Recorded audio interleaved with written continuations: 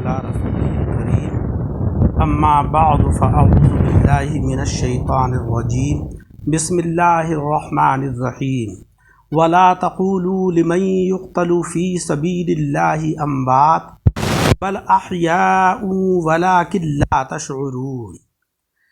سامعین اکرام، سورہ بقرہ کی آیت نمبر 154 کے درس کا آج 5واں حصہ پیش کیا جا رہا ہے، جس میں اللہ جل شانہ و عم نوالہ نے حضرات شہداء کرام کی فضیلت بیان فرمائی ہے اور ایمان والوں سے یہ فرمایا ہے کہ جو اللہ کے راہ میں قتل کر دیے جائیں ان کو مردہ نہ کہو، وہ زندہ ہیں، ان کی زندگی کا تمہیں شعور نہیں ہے۔ اس آیت کریمہ کے اندر شہداء کرام کی فضیلت کا ذکر ہوا ہے۔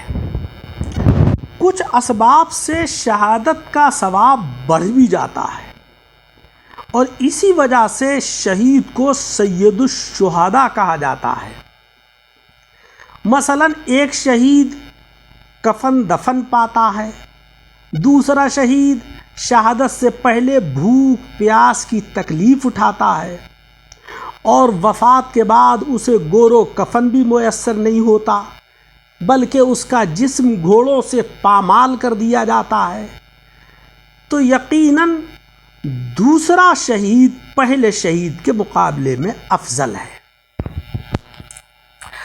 اب رہا سوال کہ حضرات صحابہ کرام رضی اللہ تعالی عنہم میں سید الشہداء کون ہیں؟ اس سلسلے میں کافی کلام ہے۔ بعض حضرات نے فرمایا کہ حضرت حمزہ شہید ہیں، جو آقا علیہ السلام کے چچا ہیں اور جنگ احد کے اندر شہید ہوئے۔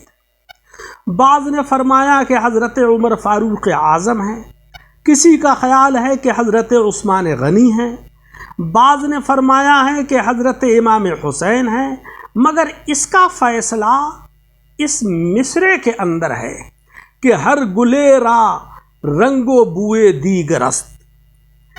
ان میں سے تمام حضرات مختلف لحاظ سے سید الشہداء ہیں۔ حضرت ابوبکر صدیق اس لیے سید الشہداء ہیں کہ آپ کی وفات مصطفیٰ صلی اللہ علیہ وسلم کا نمونہ ہے، کہ حضور کی وفات خیبر کے زہر سے ہوئی اور حضرت ابوبکر صدیق رضی اللہ تعالی عنہ کی وفات غار کے سانپ کی زہر سے ہوئی تھی، تو زہر کے اثر سے دونوں حضرات کی شہادت ہوئی ہے، دونوں حضرات کا وصال ہوا ہے، اس لیے دونوں میں مماثلت ہے۔ لہذا حضرت ابوبکر صدیق رضی اللہ تعالی عنہ اس لحاظ سے سید الشہداء ہیں۔ حضور کی وفات دوشنبے کے دن اور حضرت ابوبکر صدیق رضی اللہ تعالی عنہ کی وفات دن گزار کر سے شنبے کی رات میں ہوئی ہے۔ حضور علیہ السلام کی وفات کی رات چراغ میں تیل نہیں تھا۔ حضرت صدیق رضی اللہ تعالی عنہ کے گھر میں وفات کے دن کفن کے لیے پیسے نہیں تھے، چنانچہ وہاں تو تیل قرض مانگ کر روشنی کی گئی اور یہاں پہنے ہوئے کپڑے دھو کر ان میں کفن دیا گیا۔ لہذا دونوں حضرات کے وصال میں اور ان کی وفات میں بڑی مماثلت ہے۔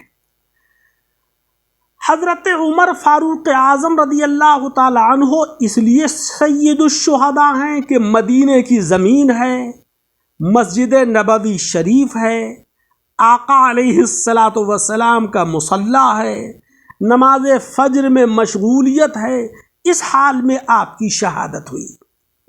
اور پھر یہ دونوں حضرات یعنی حضرت ابوبکر صدیق اور حضرت عمر فاروق اعظم آقا علیہ السلام کے پہلو میں مدفون ہیں۔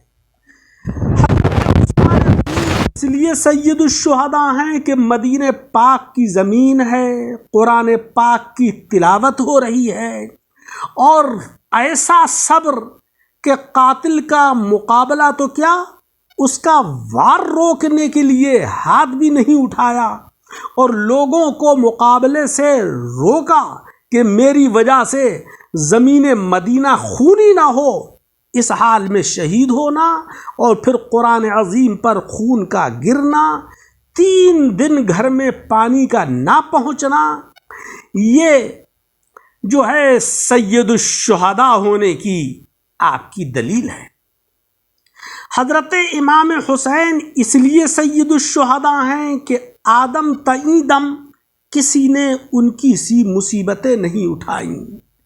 آپ غازی بھی ہیں، سید بھی ہیں، پردیسی مسافر بھی ہیں، بے یار و مددگار بھی ہیں، 3 دن کے متواتر روزے دار بھی ہیں، اور بیمار بچے اور گھر والوں کو صرف اللہ تبارک و تعالیٰ پر چھوڑنے والے بھی ہیں، نماز میں مشغول بھی ہیں، اور اس حال میں شہید بھی، اور ان کے بعد جس میں پاک کو گور و کفن بھی میسر نہیں ہوا۔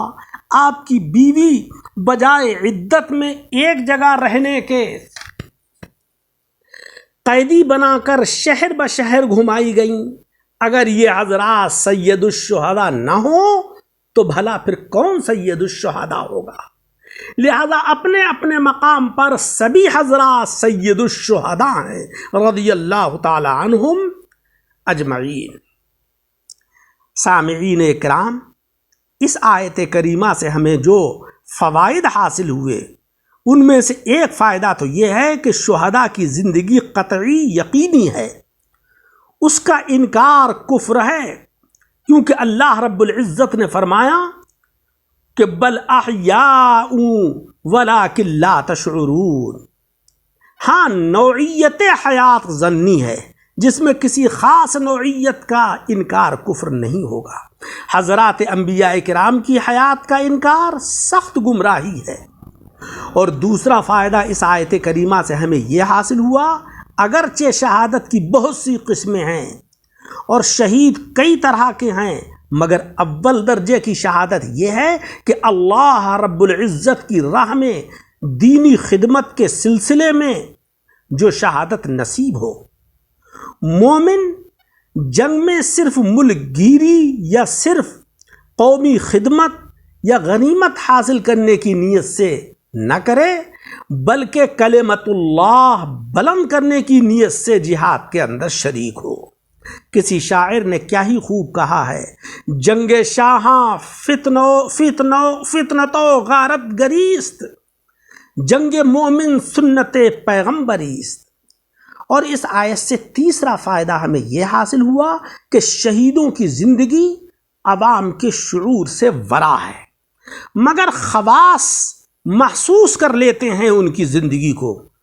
شہداء کرام سے خواص کی ملاقاتیں ہوتی ہیں، کلام و سلام ہوتا ہے، کیونکہ اللہ تبارک و تعالیٰ نے یہ نہیں فرمایا کہ وہ زندگی قابل شعور نہیں، بلکہ یہ فرمایا کہ شہداء کرام کی زندگی کا تم لوگ شعور نہیں رکھتے ہو، وہ تو قابل شعور ہیں۔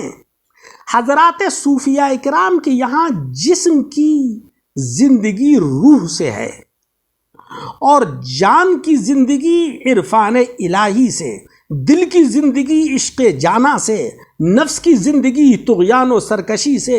لہذا نفس کو مارو تاکہ دل و جان زندہ ہو، کھیت سے گھاس صاف کرو تاکہ گندم کے پودے زندہ ہوں۔ جہاں زندہ دل دفن ہو جائے وہاں کے ذرات اور گھاس وغیرہ کو معرفت الہی اور حیات ابدی نصیب ہو جاتی ہے۔ اسی لیے آقا علیہ السلام کی قبر انور عرش سے افضل ہے، کیونکہ آپ کی قبر کو حضور سے قرب حاصل ہے اور عرش کو بعد ہے۔ کیا آپ نے سنا نہیں ہے کہ ابو جہل کی مٹھی کی کنکریوں نے کلمہ پڑھا، ستون حنانہ نے حضور کے فراق میں گریہ زاری کی، حضرت مریم کا ہاتھ لگنے سے خشک درخت جو کھجور کا تھا سرسبز و شاداب ہو گیا اور پھلدار ہو گیا۔ زندوں کی صحبت سے زندگیاں ملتی ہیں، جیسے کہ اصحاب کہف کا کتا قیامت تک زندہ ہے۔ سگے اصحاب کہف بروز چند پے کا گرفت مردم شد۔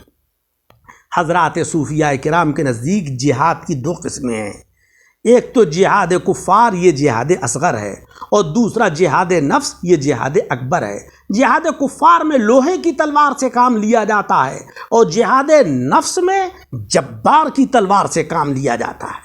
جہاد کفار میں جسم ہلاک ہوتا ہے، اور جہاد نفس میں نفس کے حیوانی صفات برباد ہوتے ہیں۔ لہذا اے لوگوں، جو نفوس کے جہاد اکبر میں تلوار عشق کے ذریعے سے فنا فی اللہ ہو گئے، انہیں مردہ نہ کہو، کیونکہ اگرچہ ان کے اوصاف وجود مٹ گئے ہیں مگر ان میں اوصاف شہود موجود ہیں، اور جس کی فنا فی اللہ ہوتی ہے اس کی بقا باللہ ہوتی ہے۔ ان کا محبوب کبھی تو انہی صفات جلال کی تجلی سے فنا کرتا ہے، اور کبھی الطاف جمال کی ہواؤں سے زندہ اور باقی رکھتا ہے، جیسا کہ اس شعر میں ہے: کشتگان خنجر تسلیم را ہر زماں از غیب جانے دیگر است، ہرگز نبیرد آنکھ دلش زندہ شد بعشق، سبتست بر جرید عالم دوام ماں۔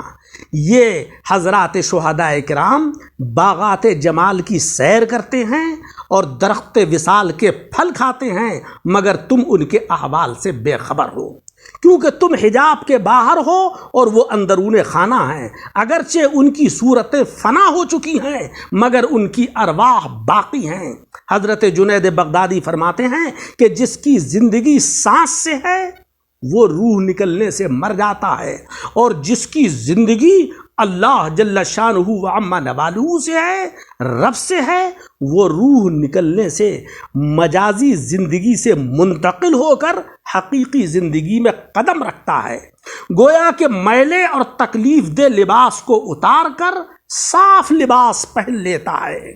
لہذا میرے عزیزوں، اپنے نفس سے جہاد کرو، اپنے نفس کی خواہشات کی مخالفت کرو، یہی سب سے بڑا جہاد ہے، کیونکہ اللہ جل شانہ و عم نوالہ کی رضا اور خوشنودی اسی میں ہے کہ انسان نفس کی سرکشی سے، نفس کے طغیان سے مقابلہ کرے اور شریعت مطہرہ کے مطابق اپنی زندگی کو گزارے، تاکہ دنیا کے اندر بھی اللہ تبارک و تعالی انوار و برکات نازل فرمائے اور آخرت میں سرخ روئی عطا فرمائے۔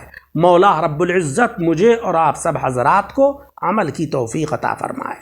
آمین وآخر دعوانا ان الحمد للہ رب العالمین۔